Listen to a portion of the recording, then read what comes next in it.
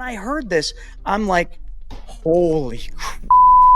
I'm thinking to myself, I just found the thing my clients need. I just found a way to become wealthy by teaching my clients this. So Chris Naugle is on his way to becoming America's #1 money mentor. From a humble upbringing and professional snowboarding career to building 19 businesses and starring on HGTV's Risky Builders, he's the founder of the Money School and Private Money Club. He's the author of best-selling books like Mapping Out the Millionaire Mystery with Brent Kessler and the Private Money Guide. He's helped over 10,000 clients rethink what's possible. And today, he's going to help all of us listening.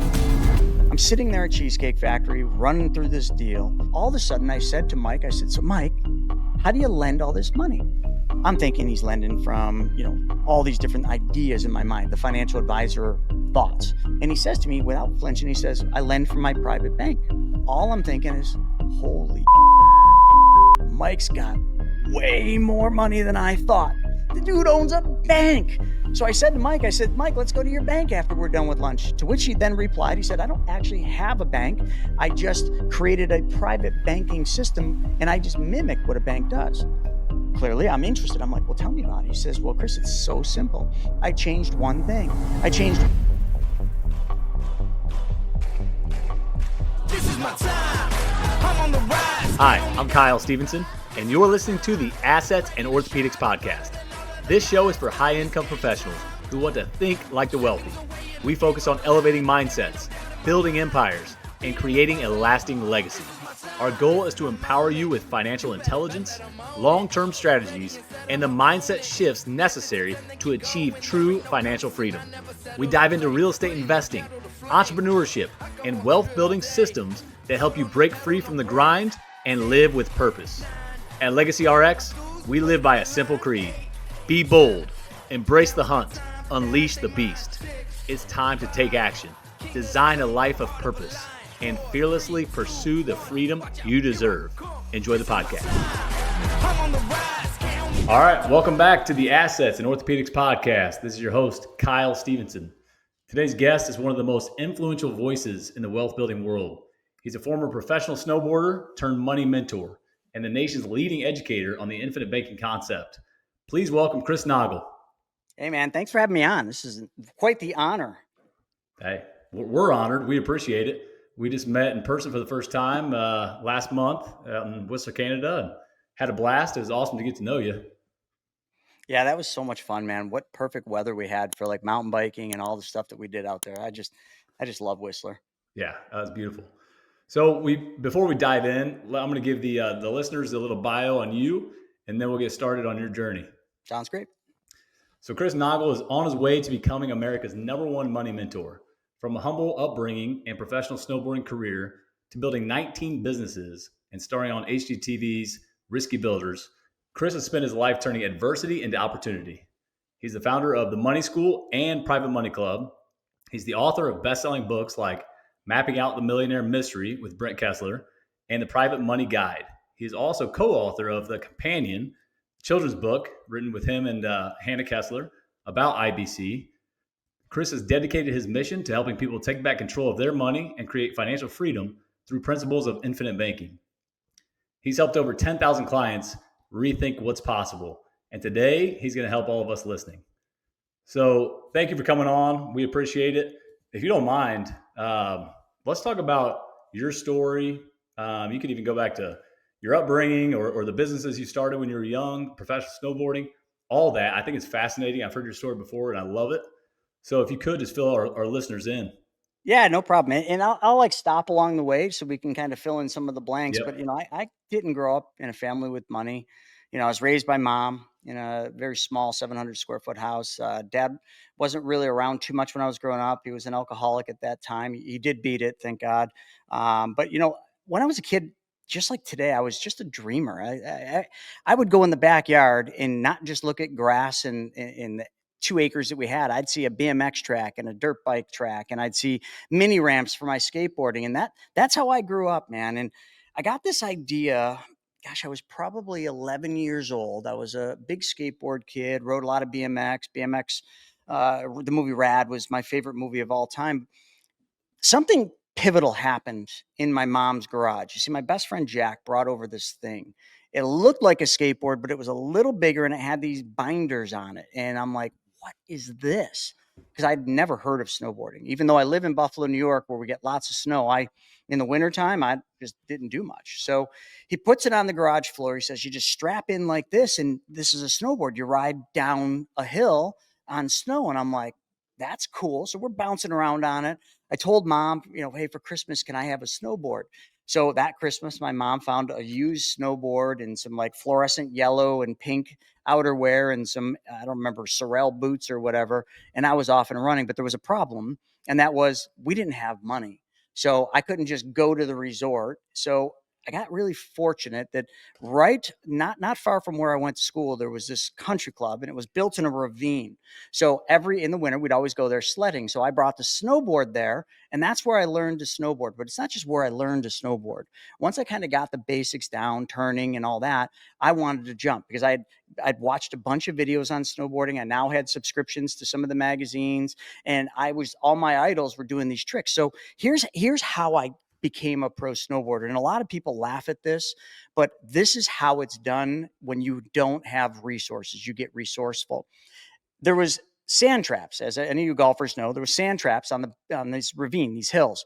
So I got this idea that if I start at the top and I build a little runway and I build a jump out of the sand trap, it created the perfect transition. But when I landed, I still had more hill to land on. So I would go there after school and I would literally run up and down that sand trap, jump, and I would practice all the tricks. So much so that in school, I would like visualize this. I would have all the tricks written down on paper. I would draw myself doing this. This is like the art of visualization, folks. Like before I even knew what it was, I was just so pumped about it. I learned all my tricks there. In the summer, I asked for my birthday, which is in July, for a trampoline. I got a trampoline and I duct taped the edges of my snowboard. I'd go out there and I'd bounce on that trampoline all summer long. Like, Kyle, like you're in really good shape. And I like to think I'm in good shape, but like, think about jumping on a trampoline for like 3 hours straight. Like we couldn't do that, but that's what I did. Cause that's all I cared about. And I learned all my flip tricks and everything on a trampoline. Winter came. Now I was old enough. I had a car. I would go to the resort and I would practice the tricks that I learned all summer on the trampoline. And this is just how I did it. So that's like the early days before anything. I mean, I had a job at 14. I worked on a farm at my friend Jack's dad's farm. And that was my life, man. Go to the farm, work. I got there by riding my dirt bike through the woods. And then after that, we would just hop on the skateboard or the BMX. And that was my life in those early days. And things got crazy at 16, but I don't know if there's anything you want to unpack there. Well, I think a lot of it is the whole, being a dreamer is awesome. And I have young kids, you have young kids. And I think a lot of people would say you want your kids to be curious and to dream, right? And, just let your mind take you where you want. Us as parents sometimes want to get in the way of that, I think, but we need to stand back and let our kids do that stuff, just like you're talking about. Yeah, and mom did, man. My mom was always the unconditional one. So let me get to this next part because this is where it really starts getting Absolutely. interesting. I'm 16 years old, snowboarding around. I had gotten a job at this restaurant to afford gas to get to the hill because it's all I needed money for. Back in those younger years, we didn't need money for the things like today. We just needed it for our adventures. And my adventure was, how do I get to the resort in the winter, get my season pass, and get some new gear every year? And this is before I was sponsored. So this restaurant, the owner treated me so poorly that I became clinically depressed, never took medication for it because back then they just didn't identify things the way they do today. But I was absolutely clinically depressed, so bad that one day I came into work. He started in on me right away and something snapped in me. And I'll never forget it. I took my apron off. I threw it and it hit one of their family heirlooms, smashed on the ground. Now, I had been thinking about doing this every day for months. And this is the day I did it. But in those months up to this, I had been thinking about, okay, if I were to quit, what would I tell mom? What would I do for income? So I had started putting together the plans for a clothing line, doodling on paper, drawing designs, working with my art teacher. His name was Mr. Mahalski in school, who I would print T-shirts with after school because he was the guy that printed all the shirts for the school. And I had asked him, I said, Mr. Mahalski, if I wanted to start a clothing line, could we print the shirts here? Could we do the screens with my designs and I just print them after hours? And he said, absolutely. You pay for the screens and I'll help you and I'll do all this. So when I quit, came home to mom, super scared to tell her. I told her, I said, Mom, I quit. And I said, before she even got a word out, I said, but Mom, I got a plan. I'm going to open this clothing line. It's going to be called Fat Clothing Company, PHAT. I'm going to print shirts with Mr. Mahalski. I'm going to sell them to all my friends in school out of my backpack. And you know what? That is exactly what I did. And I did that starting at 16. And then at 17, I had 4 seamstresses working for me. I was selling my clothing across the eastern seaboard where I would snowboard. And then something really incredible happened. I was out in Canandaigua, New York at this shop called Hard Patch, selling my clothes to the owner. His name was Tim. And after we got done doing business, Tim says to me, he says, hey, Chris, do you want to go snowboarding? Duh, of course I want to go snowboarding. But I looked around, there's nobody else here but Tim. It's midday. And I'm like, yeah, what time are you thinking? Because I kind of wanted to get home. It was a couple hour drive for me. And he says, well, I'll close up right now and we'll go. And I was so dumbfounded because I didn't really understand freedom when it came to this. And I'm like, well, do you have someone coming in? Who's going to run the shop? He says, I own the shop. I'll just close it. Let's go ride. My mind went, I'm like, this is what I need. I need my own shop. So I started all the planning. I worked with my teachers at school. My teachers were my mentors, folks. And I'm sure a lot of you can probably relate to that. I worked with all my teachers, Mr. Crawley, my accounting teacher, my business law teacher, and then Mr. Nemi helped me write my business plan for Fat Man board shops. And we were going to open this 1,000-square-foot shop in the Lockport Mall, this tiny little town where I grew up. And we were going to sell all the brands, my clothing lines. And then when I got it all penciled out, I needed 70 grand. This is in this whole idea started in 93. So I took it to every bank. They all said no. I took it to all my family members. They all said I was stupid. My dad said I was the dumbest idea. I should just get a job at the factory. He'll arrange an interview. All I can tell you, folks, and all of you know this, your audience, I mean, it's kind of silly me even saying this, but you've all chased your dreams and it's never been easy. Well, this wasn't easy for me. And everybody wanted to tell me to follow their path, to conform to what their ideas were, to conform to their failed dreams, because my dad never really did anything that he dreamed of. But yet I'm supposed to follow him. And I just wanted to create my dream. And it resulted in me sending him cats in the cradle and a whole bunch of stuff. But I ended up getting this one bank that said, Chris, we'll give you the loan, an SBA-backed loan, but we need collateral. And I'm like, great. I got a KX 125 dirt bike. I got a wicked baseball and football card collection. What else do you need? And they're like, well, we're kind of thinking more like some real estate. Yeah. And I'm like, I'm 17 years old. I don't own real estate yet. So I came home and I told my mom, and literally I was crushed. This was it. The dream was going to die.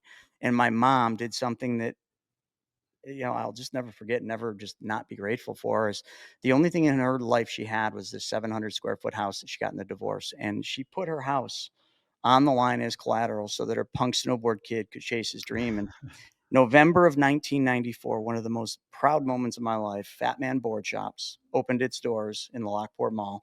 I ran those stores all the way up until when I sold them in 2010. They are still in existence today. Wow. So it's quite the legacy. But I mean, let me pause there. That's where all the good stuff happened in those years.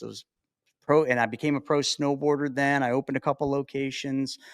And that's what we go down to a dark path after this, but that's where the good stuff was. That's impressive, man. You did a lot in those first 17, 18 years of your life. Where did Fat Man come from? That brand name? I think of Fat, PHAT. I remember in the maybe early 2000s, pretty hot and tempting. I don't know if that it was just to do with it, but that was like cool. It was hip. Yep. It was like, I'm fat, remember that slogan? I'm fat. Oh yeah. Well, that's where it came from. So I had Fat Clothing Company, which I got a letter from Russell Simmons that I couldn't use the name Fat anymore. So I changed that name to Lurkin Syndicate, but I didn't want to lose it. So I opened Fat Man because Fat was my clothing line and Man, I was the man. And that's where the name came from. I mean, just to get a letter from Russell Simmons that he knows who you are, that's a big deal. I didn't even know who he was, but I went to my attorney, my family's attorney, and he's like, change the name. Yeah, exactly. He's got a lot of money coming at you. Yeah. That's great. So the next part is where we start getting into the money side of things. Mm-hmm.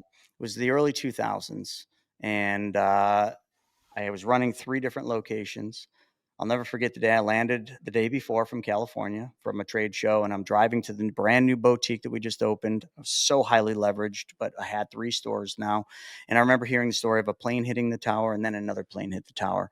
And that was 9/11, as we all know today. But following that was the first recession of my life. And you got to think of this and parallel this to today. So, right, I'm in my early 20s. I think of what would I have been, 22, 23 around then, somewhere in that area. And I'm in a recession. But I had no idea what a recession was, but I watched my business just tank. We're down 30% like that year just because of the recession. And I couldn't pay my bills. I'm strapped. I'm highly leveraged.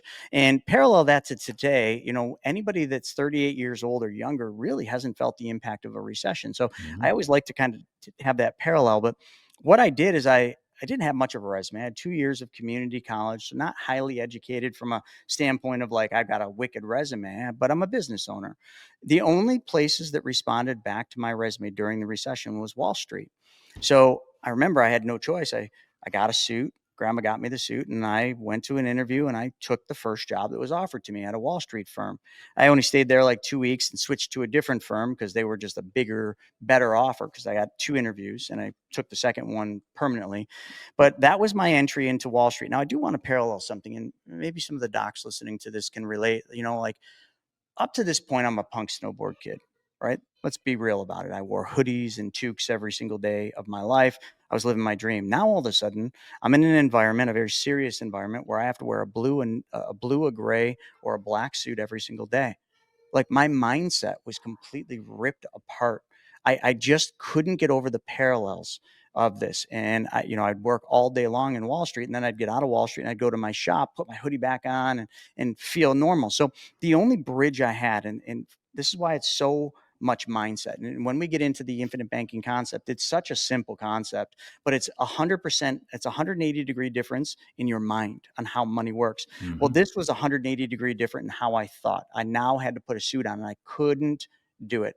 So there was this company called Volcom that was from back in those days, and I loved Volcom stuff, that they had started making suits for their athletes. I wasn't an athlete with them, but I was one of their shops, one of their vendors that bought it, and I got my hand on some of these suits, a blue one, a black one, and a gray one. And I wore those suits every day. And just that little thing, just looking down at that little stone logo for Volcom, that was enough to kind of get my mindset over it. And I only say that, folks, because when we're talking about money, especially like the docs, because we work with just hundreds of docs and surgeons, and every neighbor in my neighborhood is either a surgeon, an ortho, or something, like every one of them. So like I see this every day. So I understand this mindset. You're so used to the traditional investment route, like the stocks, the bonds, mutual funds, the investment advisors, like I was.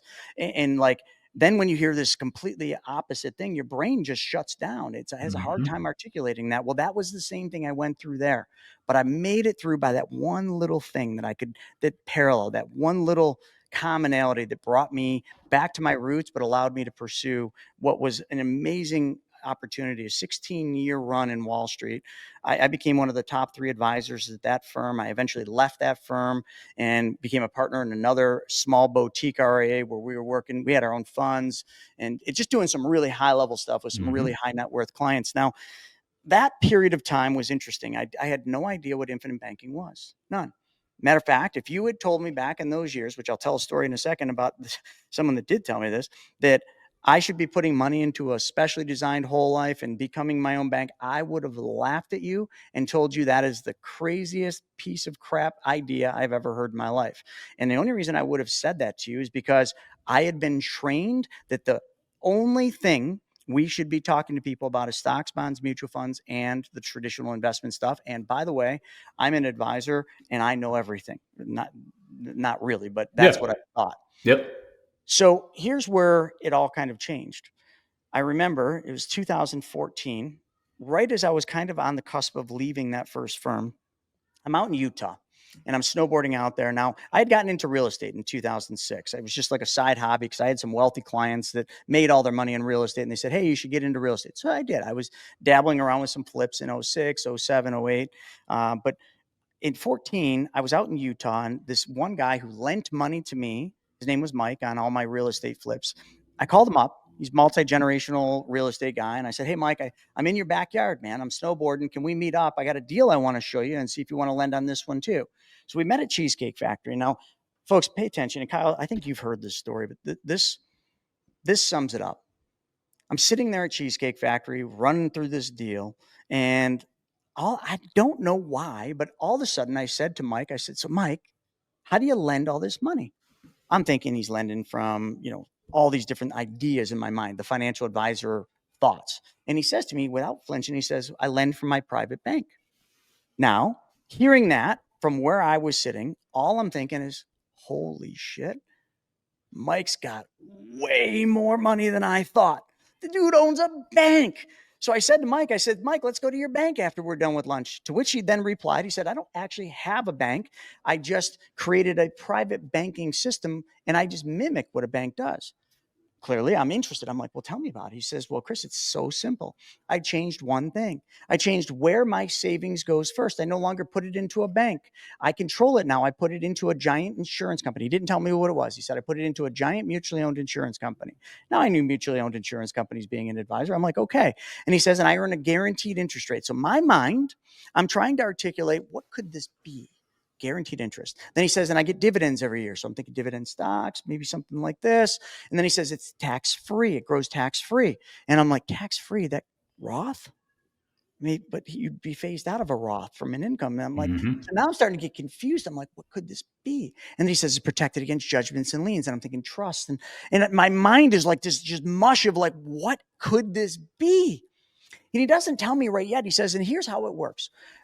You come to me with a deal like this and you need to borrow 100 grand. So I go to my private bank and I take a loan for 100 grand and I give it to you.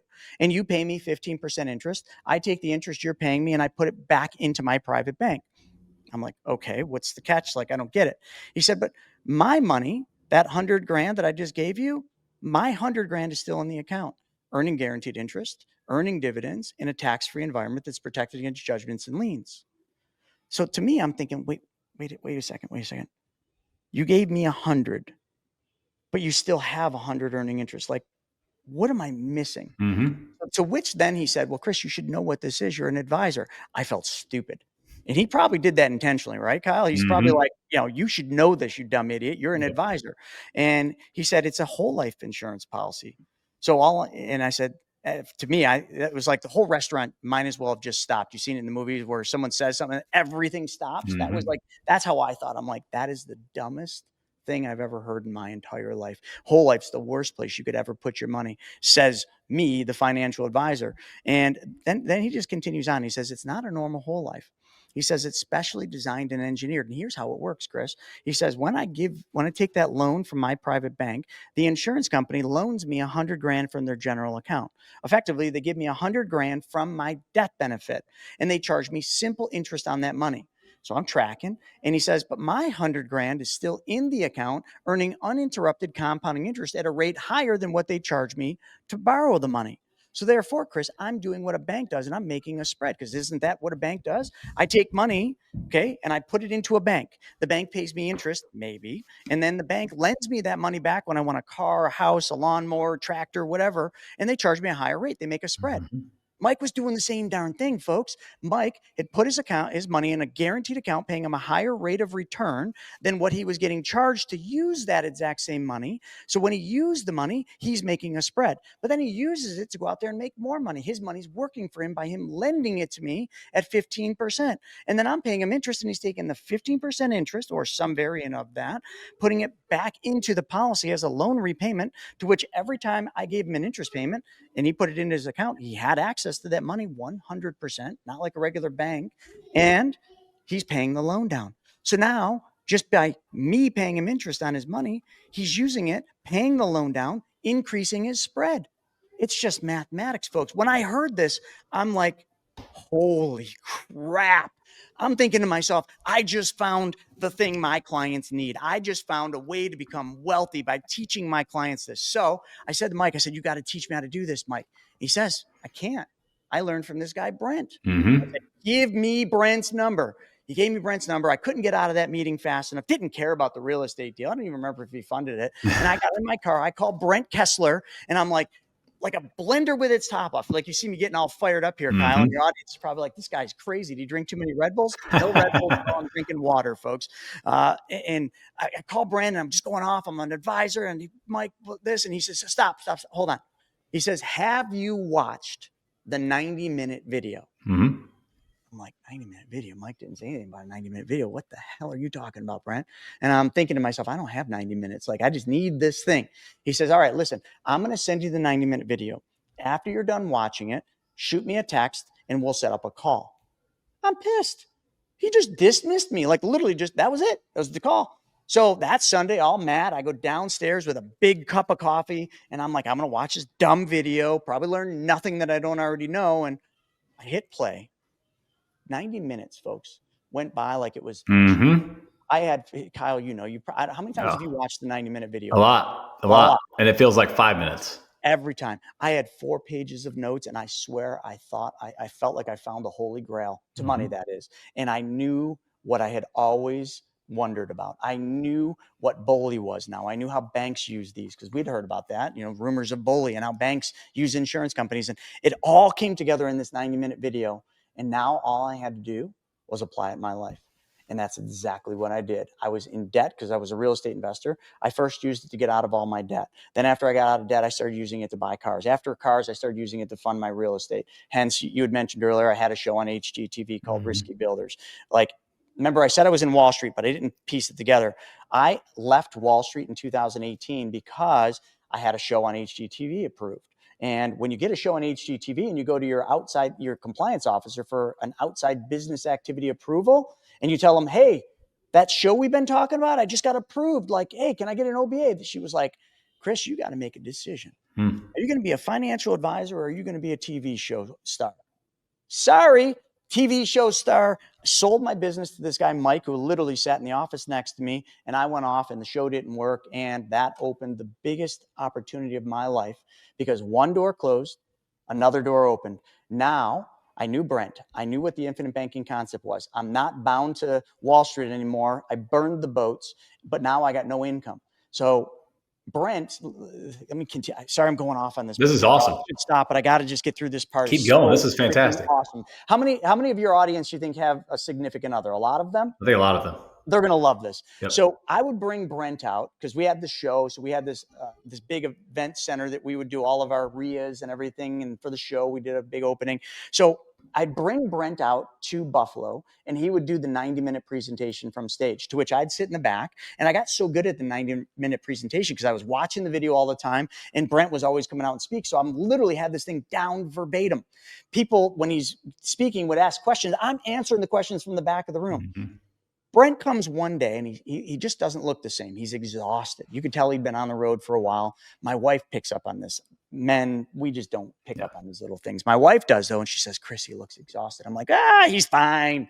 And you could tell on stage, he just didn't have the energy. He wasn't like his normal self. And she's like, Chris, you have got to ask him if he needs help. You know this presentation. You're using this. You could do what he's doing. You could go around and you could speak at events and he could speak at events. And you guys could divide and conquer.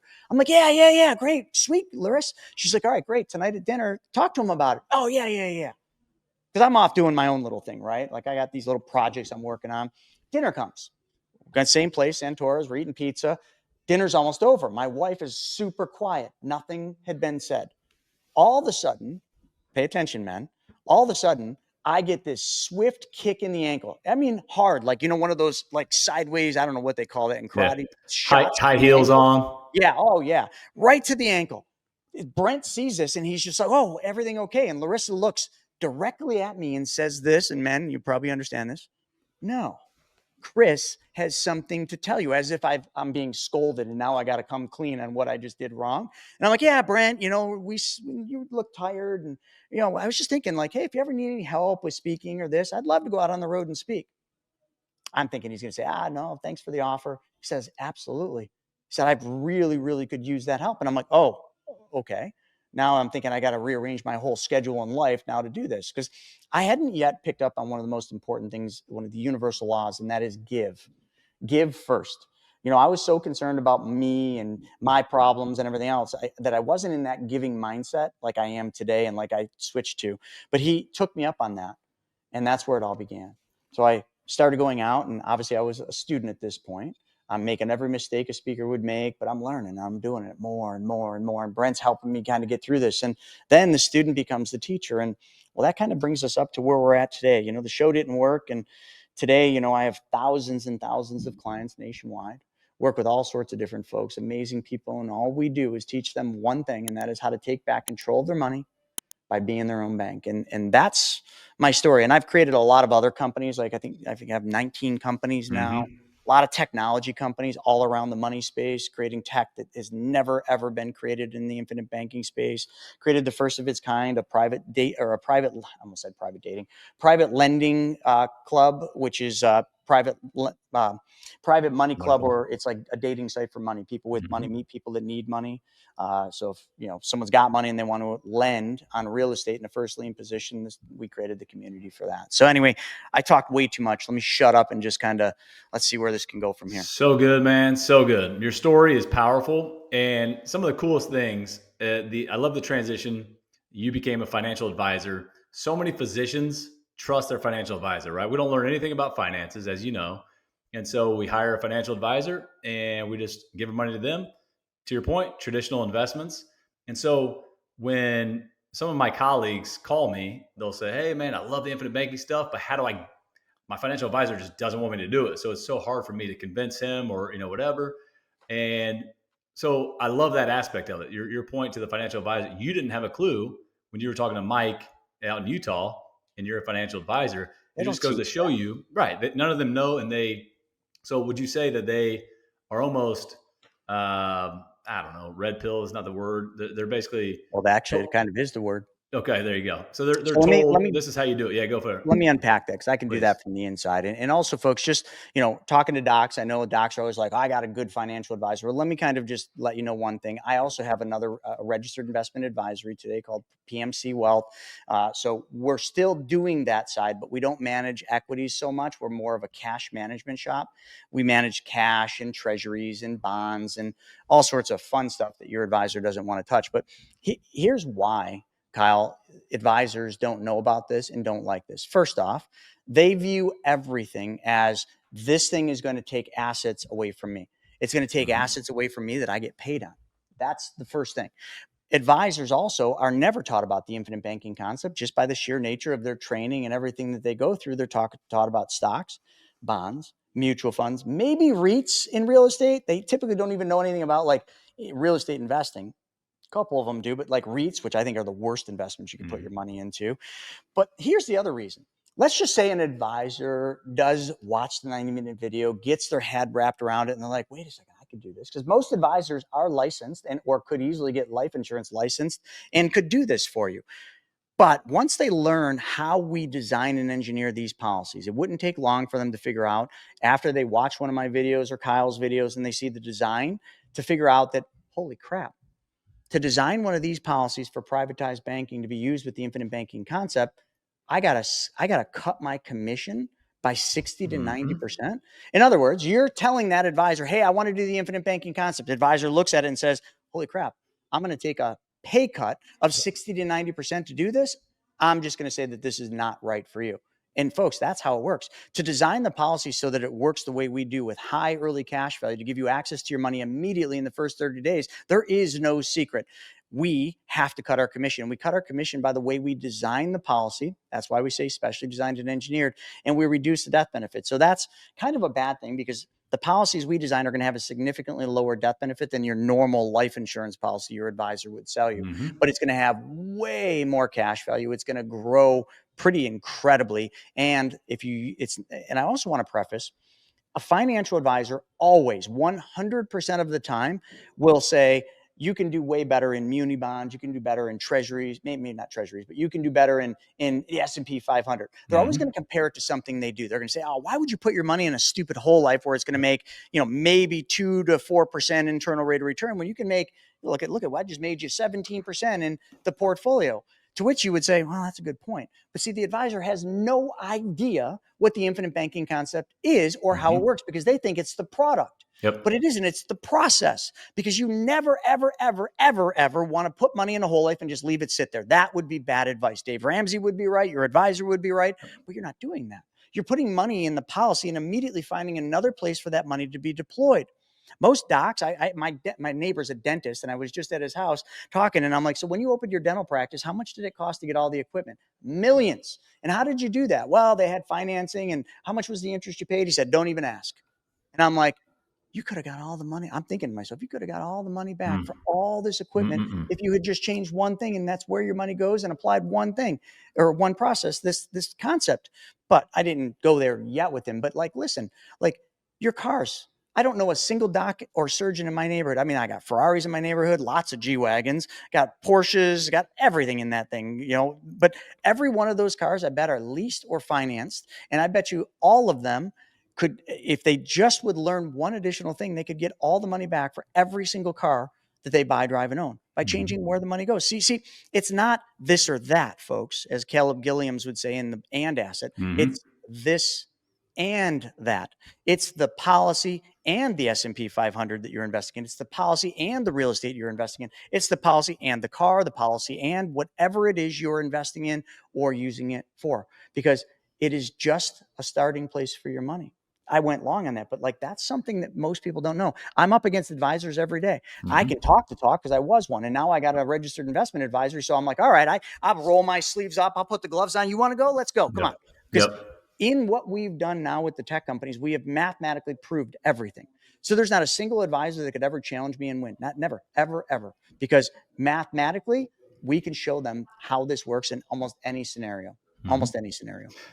Couple points on that. First of all, I love you, Brent, Hannah, the team, the Money Multiplier, because you guys, you live it. First of all, you're so good at educating. You're not selling, you're educating. But the best part is you're so transparent. And your videos are fantastic where you talk about the commissions that you guys get compared to what financial advisors would do. They're high commissions and how these are much lower. That transparency is big. And so definitely find Chris on YouTube, and you can see hundreds or I think thousands of videos on that stuff. You get down to the nitty gritty, go as deep as possible on that stuff. The last point you made, I wanted to bring up, and I can't think about it now. Let's see here. What'd you end on? I think we were just talking about going toe to toe, putting the boxing gloves on with the advisors. Yeah, exactly.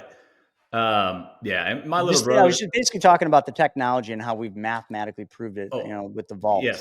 No, to that point. So you guys don't say that this is an investment, right? Infinite banking is not an investment. It's a strategy. That's the best part.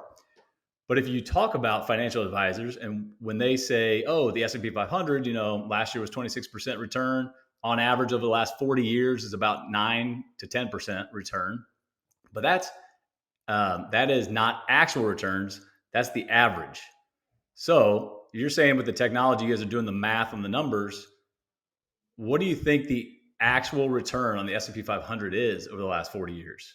Instead of it being 9 to 10%, it's probably closer to 6, 7%, right? Yeah, about 7. Well, actually, we did that because we did a whole white paper. Because because of how big I've gotten on social media and tens of thousands of subscribers. I think I'm at almost 70,000 on YouTube. I get beat up all the time. Yeah. So we always are up against buy, term, invest the difference, which I get it. As an advisor, that's what we're taught to do because we want to manage the assets. That's how we get paid. So term is the cheapest, and it kind of gives us an easy way to get clients coverage, but yet we get to keep the assets and do that. So we always are up against people, advisors, mostly saying, oh, buy term and invest the difference would be way better in every scenario. Your client would have more money, blah, blah, blah. So we took a challenge, me and Craig's the smartest guy, I would say, in the room. And we said, all right, we're going to prove it wrong. And because we had the technology and the software to do this, we did. We did a complete white paper that has now been accepted by many different industry professionals, CFAs, CFPs that have read it. People, we even sent it to an economist. He wouldn't give an opinion of it just because he's an economist, but he said he loved it. And what we basically did is under every scenario, we compared buy term invest the difference against IBC. We did it buy term invest the difference, keeping the money in a bank account, paying interest. We did it with the S&P 500. And we actually break down that exact question. We show here's the return on the S&P. Your advisor is always talking about the average, and the average doesn't mean anything. Okay. The average doesn't mean what you're going to get. Plus, the average doesn't account for your advisor's fee, maybe 1%, 1.5%. They don't account for the taxes if it's in a non-qualified account. They don't account for anything. They know the S&P is an easy target right now because it's talked about every day in the news. Plus, we've been in the longest bull run in history, which is about to end. If you can't see that that's coming to an end, then you're just blind. You're just not seeing the signs. And that's usually the biggest problem. The problem we have right now is because it has been the longest bull run. So many people have made so much money in the markets that they just don't want to change anything. They're like, oh, this is the tried and tested. I'm crushing it. until you're not. Yep. Until another recession hits, until the economy pulls back. And folks, it will. And follow Ray Dalio or anybody else. I'll tell you what's about to happen. You can see the signs. Yep. Yeah. I Get mean, on the other side.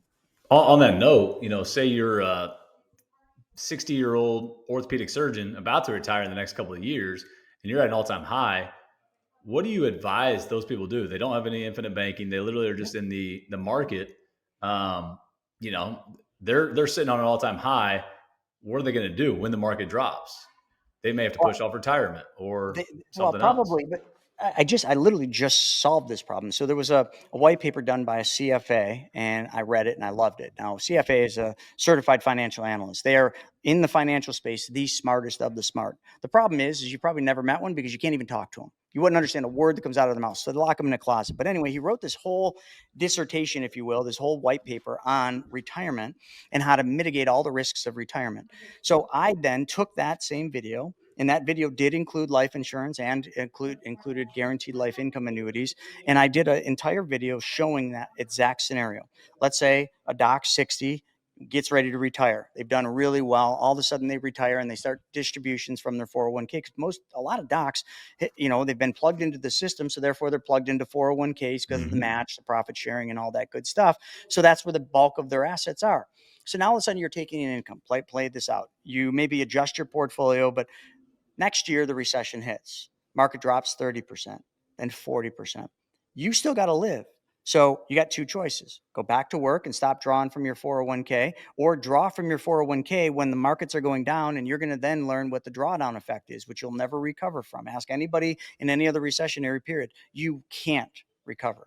Because if you take 30, you're going to have to earn 63% just to get back to, I think maybe that's 40, 63. But nonetheless, it's a lot. Like if you lose 30%, you got to earn in the 40% range just to get back the 30 you lost. That's why after the Great Recession, when the markets came back to all-time highs, nobody had gotten all their money back in their portfolios. It's because of the drawdown.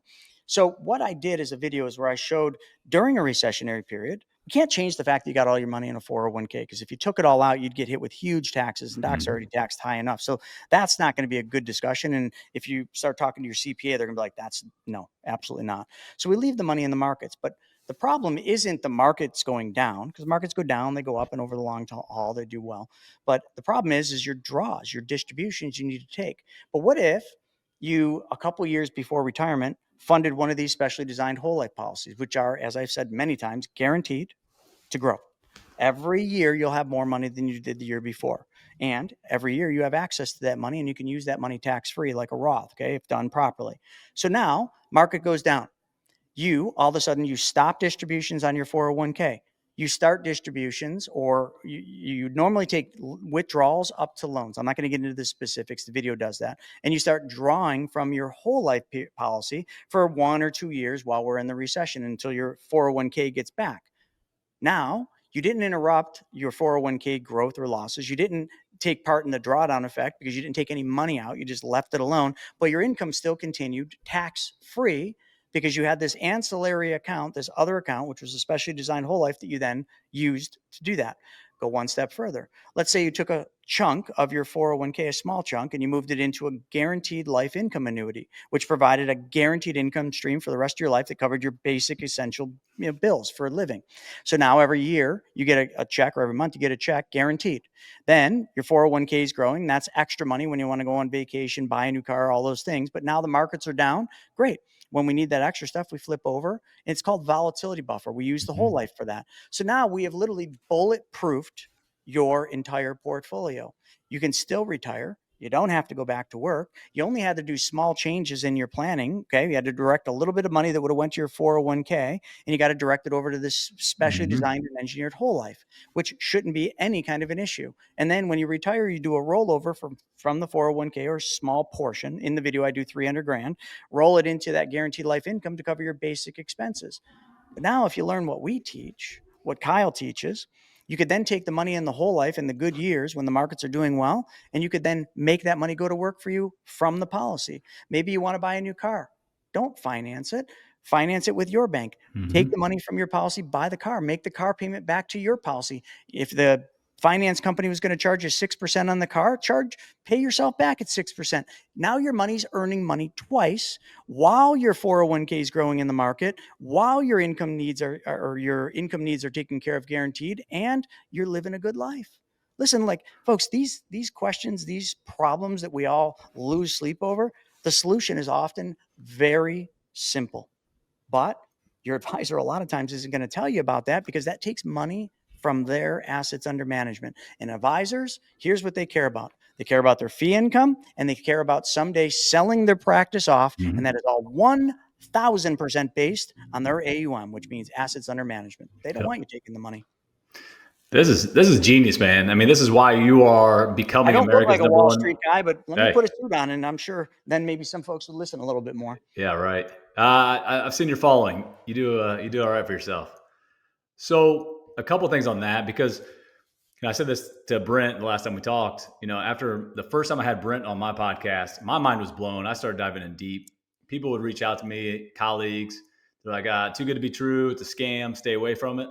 Now, those are the guys that I said, hey, just do your own research and see what you think. Those are the guys that did get into the infinite banking, which is cool. But there's still people out there thinking that same thing. Too good to be true. It's a scam. It's not real, whatever. What are some downsides or limitations or trade-offs with infinite banking that you've seen? Oh, there certainly is some. So first off, I mean, there are just some people out there that can't get insured. They're just not healthy. Like they got insulin dependent diabetes, or maybe they had some heart issues, or maybe they had cancer that they beat, but you're just uninsurable. So like that's one thing that could kind of take people away from this, that doesn't become an option. The other thing too, I think that is the biggest downfall, and I talk about it all the time, but I know a lot of people in our space don't, is in the first couple of years when you start your policy, what you put in, you're not going to have 100% of what you put in. So this becomes a moral thing, not an ethical, but a moral and a mental problem is, people think, okay, well, if I put money in the bank, I can take all that money out. If I put money in this whole life, I'm only going to get 80, 90% of that money out in the first year. Well, that's a problem. And then they're like, well, I don't want to do that. Here's my answer to people that say that. So your audience wouldn't be, because your docs typically have reserves, they have money, they have good incomes. But, I see this all the time. And I always tell people, like, this just isn't a fit for you. If you're so concerned about not having 100% of your money available in the first couple of years, then you clearly don't even understand why you'd be doing this. Because here's what you got to understand. For, let's just say 3 years. For 3 years, you're going to have a negative draw. What you put in, you're not going to have 100% of what you put in. Okay. You're going to have probably anywhere between 60 to 90% in that first year. But after you get past the third year, we call this the efficiency point. Usually it's in the third year. Every year for the rest of your life, you will have more money than what you had the year before, and it will compound faster and faster, whether the money's in the account or it's loaned out, being used for something like cars or paying off equipment loans in your practice, like whatever it is, that money grows. So I don't know any smart person, let me preface that wouldn't be willing to give up for a couple of years to get for the rest of their life. Mm-hmm. Maybe somebody that was like, well, I'm only going to live for another year, to which I would say, wow, you talk to God a lot, don't you? How do you know you're only going to live another year? That's interesting. It's just, that's the biggest downfall. Mm-hmm. And that's the same mentality of a person that puts money into the bank, and every year, December, okay, at the end of December, they go into that same bank, they withdraw all their money. And then they come home and they say, see, I told you I could take it all out. And then they run back in January 1st and they put it all back in the bank, never thinking about how much money the bank is making on their money, how they could be doing the same thing, how they could be making the spread the bank's making. Because listen, like they're just sitting there making 1 to 3%. Oh, maybe you found a really good bank that pays you 4 for now until Jerome Powell drops rates. Right. Then that changes. Yep. It's literally every time I run into an issue with somebody not liking this, saying it's a scam, it's a mindset issue. It's a misunderstanding issue, and it's a lack of education issue. 100% of the time. 100% agree. And sadly for physicians, you can get on the White Coat Investor forum and they argue about, who has the high yield savings account that has the highest interest right now. They're arguing about that and trying to move their money over to the highest high yield savings accounts. Like, Kyle, guys, that's what That's what our RIA does. I mean, we literally, we do cash management for clients, and all we do every month is we use a service called Intrify, and we search the entire country for the highest interest rates. We aggregate them up into one bank account, and we give our clients FDIC insurance up to 100 million, and always the best rate every month, because we're scanning the whole country. But yeah, they brag about this, and then when the Fed drops rates, which they will, they're not going to be bragging anymore. Right. Yep. That's so good. All right. Hey, so a couple things. I want to ask you, if you don't mind getting personal and just letting us know, what do you invest in? Do you invest in real estate? Do you invest in stock market, treasury bonds? What do you invest your money in with the infinite banking? So, well, right now I have zero money in the stock market, zero. I haven't had money in the stock market in quite some time. Yeah. I do a lot of private lending. So in first lien position, I lend money on real estate deals that I have an underwriter that does the due diligence and underwrites the deal. And then I lend in first lien position, and that's making 12 to 15%. So that's great for income. But for long-term wealth, I own property. Okay. And I don't, real estate's good, bad. I used to own a lot. We did 272 flips in the time when we were flipping houses. We had 91 doors at one point before COVID, and then I sold most of it off. We have 2 development projects right now that are under construction at different phases. So I do have some real estate stuff, but right now my big play it's relatively short-term in nature. It's treasury bonds, long-term, long-dated treasuries. I being a stock investment advisor, I almost said stock broker, but those really aren't what they call them anymore. But I know a lot about treasury bonds because it's the biggest part of the Series 7 exam. And I understand the inverse relationship, and I understand where we're at right now in the economic cycle. So right now, we just went through a major inflationary period where they jacked rates up very quickly. And if you understand treasury bonds, when rates go jacked up, the price of the treasury bonds goes way down. And that's exactly what it did. Rates went up, price went down. Just think of it as an X, right? When the interest rates go up, the price of the long duration bonds, 10 and 30 years, goes down. So I'm an opportunist because I love Warren Buffett and I love buy low, sell high. That's it. Okay. Don't lose money. So I bought treasury bonds, and I have been for the last 2 years. People say I'm stupid because yes, every year I've shown a loss, and then I've tax harvested that loss every year and then rebought them back in the new year. So now I'm not so stupid because I understand tax harvesting. Oh, well, yeah, my advisor told me about that. Yeah. Then now here's what's going to happen. Because of what's going on with the Trump administration, what's going on with Powell, and where we're at in the economic cycle, it's a matter of time before the Fed starts dropping rates. So I have been piling up in treasury bonds, and I've been being paid really healthily because the yield has been great, like 4.5%, 4.7. I just looked at my one, like just in stupid treasury bonds. But the real big play for me right now is when rates go down, the opposite happens. Now I'll go back to that X. Rates go down, price goes up. Just look at any chart of any long duration treasury bond or ETF with treasury bonds. I'm not giving you investment advice. Ask your advisor, consult with them. They will tell you the exact same thing. When we start seeing rates go down, yields on these bonds will fall. It's been a bit funky lately, but they will fall, and the price of the bonds will go up. By my calculations, as soon as this event happens, I will make 30 to 40% appreciation on treasury bonds. Wow. Risk-free. That's where the majority of my money is. Plus, I collect Porsches. So because I got infinite banking, I use that money and I buy all the Porsches. To me, those are an investment, but I also enjoy them. And I get all the money back for them all, plus interest, because I'm the bank. That's amazing. I love that. All right. So you talked about lending, first lien lending. And let's talk about Private Money Club. It's a dating app for investors, right? To find Well, operators. it's not a dating app for investors because your audience might think, well, I'm already married. I don't think I need touche. dating. But it's for investors to find good operators, right? Yep. So when please tell us about that. Yeah. So many years ago, 4 years ago, when I sold off most of my rentals, I had a bunch of money and I wanted to lend it. I wanted to be the bank because somebody had told me the ultimate in real estate is being the bank. And I knew that to be true. So I found it really hard to find good operators, good people to borrow money, good properties. Okay. It was easy to underwrite the property, but not easy to underwrite the actual operator of it. So I said, why doesn't this exist? Why doesn't a place exist where people with money can meet people that need money?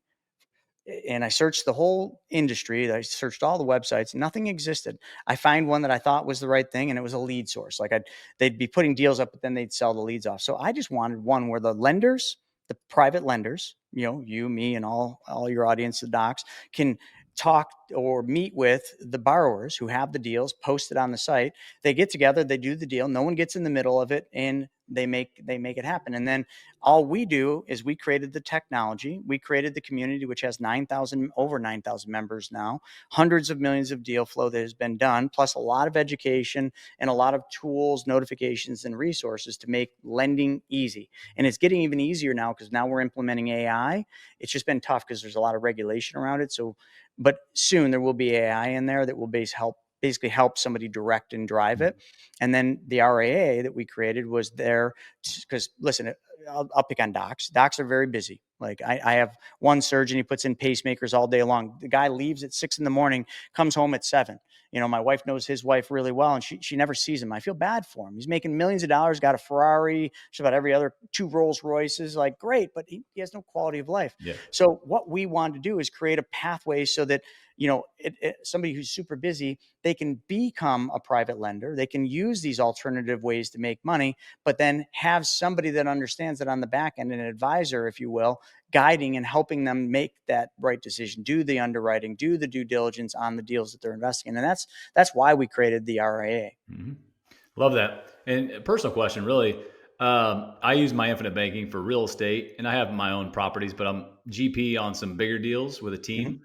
And so I put money mostly as equity partner, essentially. And I have not done any private lending yet. More so for tax purposes, I would say. Mm-hmm. But would it be beneficial for me to do both? Do that private lending, because then you'll get the monthly 12 to 15% money back at 6 months. It definitely, for everybody listening to this, it should be both, not one or the other. It should be both, Mm-hmm. because you need the tax deductions. Okay. So syndications or owning, you get the cost segs, the bonus depreciation back up to 100 is going to help us a tremendous amount there. But then on the other side, like the income from the private lending, just that's all it is. It's going to increase your income, allow you to invest more money, allow you to save more money, put more money in more policies, and build your private banking. So I do think there's got to be a balance of the two.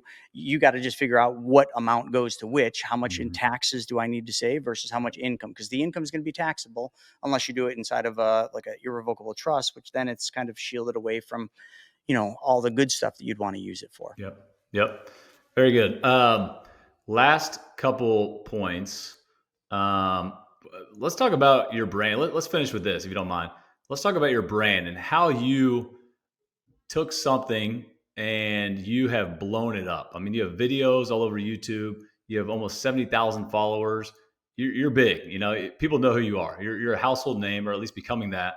How did you do that? What's the secret? I get asked this quite a bit lately. It takes me back to the snowboarding years. In snowboarding companies are some of the most innovative marketers I've ever seen, and they do it in such a fun way. So when I got into this serious industry, being an advisor, like none of it was fun. It was so boring.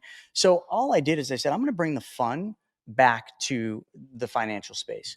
So I started creating videos. Now, the videos that we did for YouTube in the early days, I understood, it was very strategic. I understood what YouTube was. And back in our day, when I was young, HBO was my favorite place to watch movies. So all I did is I said, all right, YouTube is just like HBO. Me being the content producer, the person who's putting videos up, I'm Pixar, or I'm Paramount, or I'm Universal Studios. I'm making movies that I'm putting on HBO. And if the movie does well, HBO spends their money to promote my show to more of their audience. I understood YouTube. I understood how YouTube works. So when I went into YouTube, I said, I'm going to bring the fun back to money. And I'm going to do it with highly produced cinematic videos. And I'm going to add a different side that an advisor can't because of compliance and regulations. I'm no longer a financial advisor. I don't hold the licenses, so I can speak my mind. I can swear. I can do all sorts of fun things. My RIA is run by people that are Series 65 licensed, and it means I don't have to be. So that's how I started doing it. But the branding part, when I think of money, when I was a young kid, like one of the most direct correlations to money and fun was Monopoly.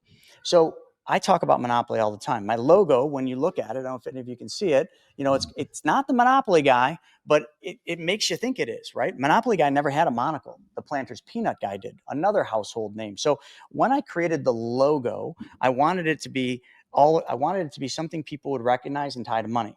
Monopoly, money. Planner's peanuts. He's dressed really nice. You could kind of associate that back to money. So that's where the brand came from. And then I just went all in, and everything was the brand. Today, we're always pushing the envelope, now VO. So now, just like the other day on my YouTube channel, I interviewed Bigfoot. And I told Bigfoot how to use the infinite banking concept to buy a cabin out in the woods, which he's going to Airbnb to all of his friends, like the chipmunks and the raccoons. Like, I'm just trying to have fun here, folks. And I'm trying to do it in a way that teaches lessons, principles, and the rules of wealth. And I'm just having a freaking blast at it. And the other thing too, I'm good at running businesses. So when I make money, I reinvest it back into the companies. I reinvest it into new ideas. I'm always pushing forward. I'm never just being content. You see, money to me is a tool. That's all it is. So when people say, well, when's enough enough? There is no amount that's enough, because as I make more money, I donate more through my foundation and give it all away. I push more into other companies to do new things that fire me up and get me excited and solve problems for more people. You see, all I did is I figured out the laws of wealth from Earl Nightingale, richest man in Babylon, and none other than Napoleon Hill. And I just said, these are the rules. These are the laws.